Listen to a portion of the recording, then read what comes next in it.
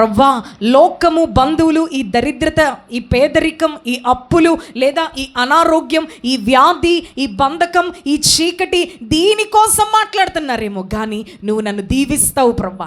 వారి మాట, వీరి మాట, రక్త సంబంధికులు, అన్నతమ్ములు, లోకము, ప్రజలు 4 రకాలుగా మాట్లాడుతున్నారేమో కానీ నీ వాక్యం నాతో నువ్వు మాట్లాడుతున్నావు ప్రవ్వా. నీవు నన్ను దీవిస్తావు, నీవు నన్ను ఆశీర్వదిస్తావు.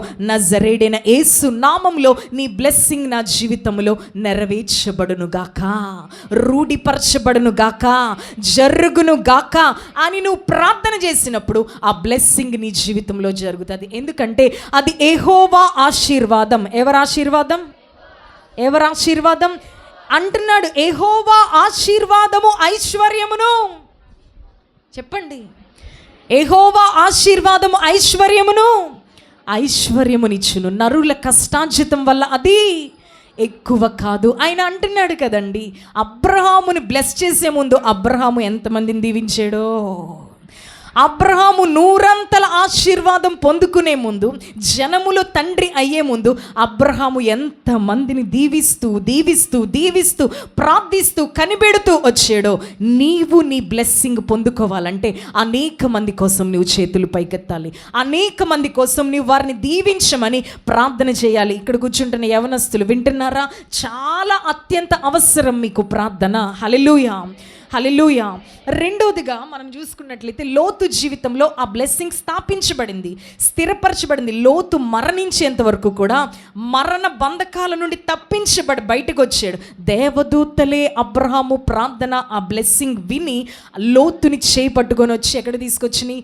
సొదొమ గొమొర్రా దాటించి బయటకు తీసుకొచ్చినాయి. హల్లెలూయా, హల్లెలూయా.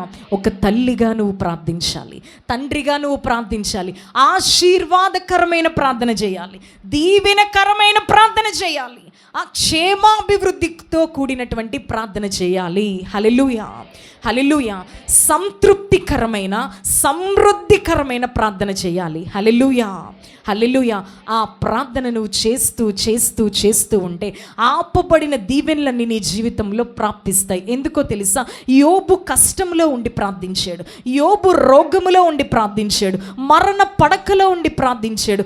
యోబు తన స్నేహితుల కొరకు ప్రార్థన చేయగా ఆ ప్రార్థన దేవుడు విని యోబుకు తిరిగి మరలా క్షేమ స్థితిని కలగజేసాడంట. 42వ అధ్యాయంలో ఉంది. హల్లెలూయా, హల్లెలూయా, హల్లెలూయా.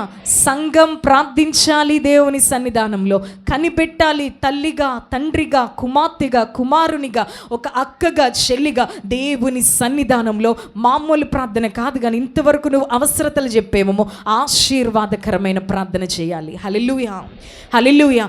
నీ నోటిలో దేవుడు ఆశీర్వాదాన్ని పెట్టాడంట. ప్రజలు వారి నోటి ఫలమును అనుభవించెదరు. సామెతలు అధ్యాయంలో ఈ రిఫరెన్స్ అన్ని చక్కగా దీపించాలందు కానీ 10 నిమిషాలు కదా.